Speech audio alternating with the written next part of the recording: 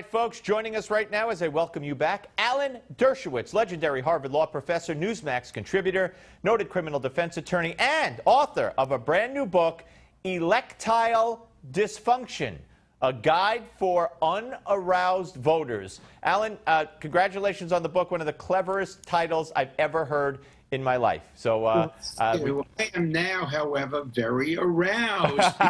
Very good. All right, got lots to get to. Let me ask you this. If Donald Trump meant what he expressed yesterday when he said at the debate, you'll have to wait, I'll surprise you, we'll have to see if I accept the results, which was, I'm not signing away my right to contest an election. Al Gore did it. Other, lower elections it's done in. There's been contested elections. Isn't he right? Why should he pledge that no matter what the results, he'll accept the results without knowing what's taking place yet? Well, Donald Trump always has two messages, one for his base. And he didn't say that to his base. He said to the base, I'm not going to accept this election. I'm not going to accept it unless I win. I'm going to reserve my right to reject it because the media is rigged, because the election's rigged. He wasn't talking to his base. Based on where she's going. He wasn't talking to his base about trying to challenge the election. Then his spinners, and he, when he began to spin, says, hey, I'm just Al Gore. I'm just Richard Nixon back in 1960 challenging Texas and Florida for recounts.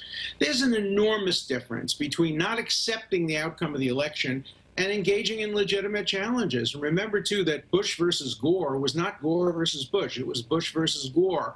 It was Bush who brought the lawsuit to challenge the recount in Florida and to seek the end of the stay in the Supreme Court. Okay. But if he had said it differently and didn't send the message, in your view, to his base, he has a legitimate right, like anybody else, to eventually contest an election, correct? It said, in the end, of course, I will accept the election, but I will challenge any improprieties or irregularities the way it's done in the past. That would have been absolutely fine. Okay. Now, if something should go to the Supreme Court, and the court is 8 members, and it's pretty much, pretty much along philosophical, political lines. If it comes to that, should Ruth Bader Ginsburg recuse herself from anything involving Donald Trump after she made derogatory comments about him and then admitted she was wrong and had to apologize for them? Could any decision of that magnitude ever involving her be taken seriously? No, I think you have a point about that, but then again, Sandra Day O'Connor should have recused herself from Bush versus Gore because she told people when she saw the networks calling initially Florida for Gore, she said that's a disaster, and she walked out, and that was publicized, and she sat on the case. You know, the rules are different for the Supreme Court.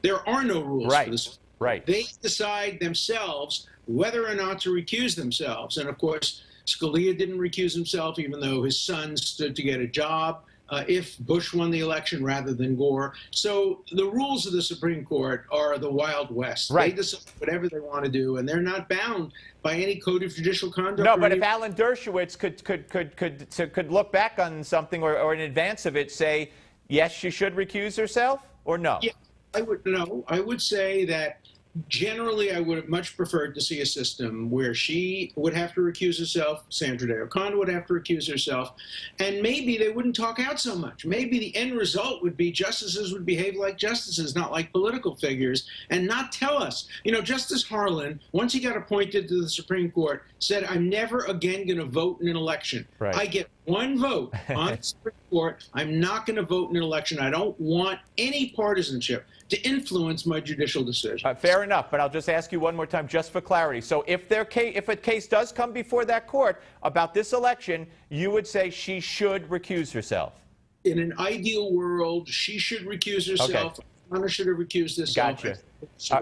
Alan, great talking to you, sir. The book, Electile Dysfunction, a guide for unaroused voters. And I hope we aroused your voting curiosity to read that book. Thank you, Alan Dershowitz. Appreciate it, as always. Look, there's the book right on your TV screen, folks.